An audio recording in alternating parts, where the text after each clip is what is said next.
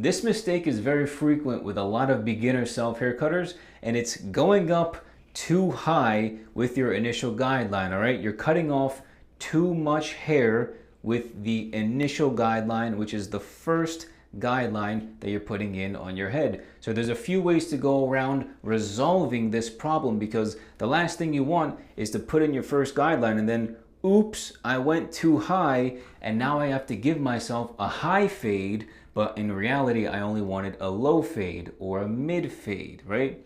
So in order to avoid this, the first thing is you just have to have a plan, right? Before you go into the bathroom or wherever you're cutting your own hair, you have to have a plan. So what am I doing? What type of haircut am I giving myself? A low fade, a mid fade, a high fade, a fade at all, buzz cut? What am I doing? What am I giving myself for the self haircut? So that'll kind of already ingrain it inside your head. How far do I need to go up for the haircut, all right? Typically for low fades, you're gonna wanna start really low. So you're not gonna wanna put your first guideline above the ear. So kind of line it up with the top of your ear and go somewhat back. As soon as you get toward the back of your ear, you wanna really drop the guideline toward the back of your head by the occipital ridge, right? So my occipital ridge is right here, which is basically the bone of where I'm not really sure how to explain it, but it's this little indent right here within the back of your skull. It's called the occipital ridge.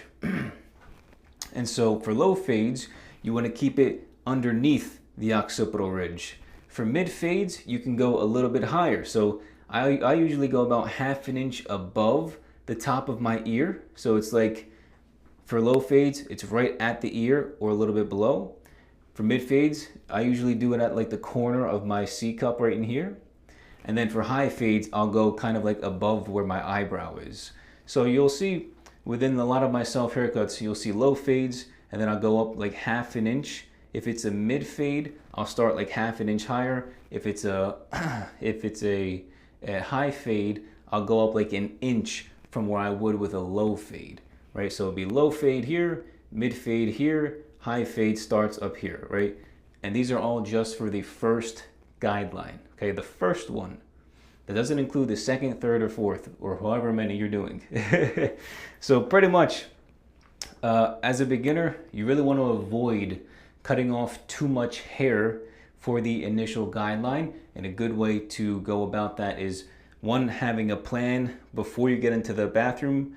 What haircut are you giving yourself? And then, of course, the second actionable step is to practice. And then the third actionable step is when you're actually starting the haircut, before, like right when you're about to start, take it slow, okay? As a beginner, as an intermediate, as an advanced hair cutter, even myself, I go slow because the last thing you want is, I don't know, maybe your foot slips, maybe like your hands on the vanity, your hand slips, and like avoid all possible risk factors. Position yourself, right? Make sure you're firmly here, firmly planted on the ground, right? Make sure your arms are okay. Your sleeves aren't forbidding your arms from moving. Make sure you're good. You're stretched out. Your body's mobile, and then just take it slow, okay? So start from beneath where you want to go, and take it slow and stop. Make sure you always stop, and then just pull away. All right? Go up to the point you want to go to, stop, and then pull away. All right? So a low fade, again, I'll even show you a little bit closer. A low fade, I'd probably go right about here, and then straight back to the back of my ear, and then drop it underneath the occipital ridge. Mid fade, I'd probably start right around here, go straight back, so it's about ½ an inch higher, and then still drop it a little bit, but not as much as a low fade. And then the high fade, I'm starting like right up here by the tip of my eyebrow, right? The top part of my eyebrow. So it's a little bit higher, all right? So those are the actionable steps. Really, when it comes to self-haircutting, especially as a beginner, it's being patient and taking your time. That's really all it is, because how do you make mistakes?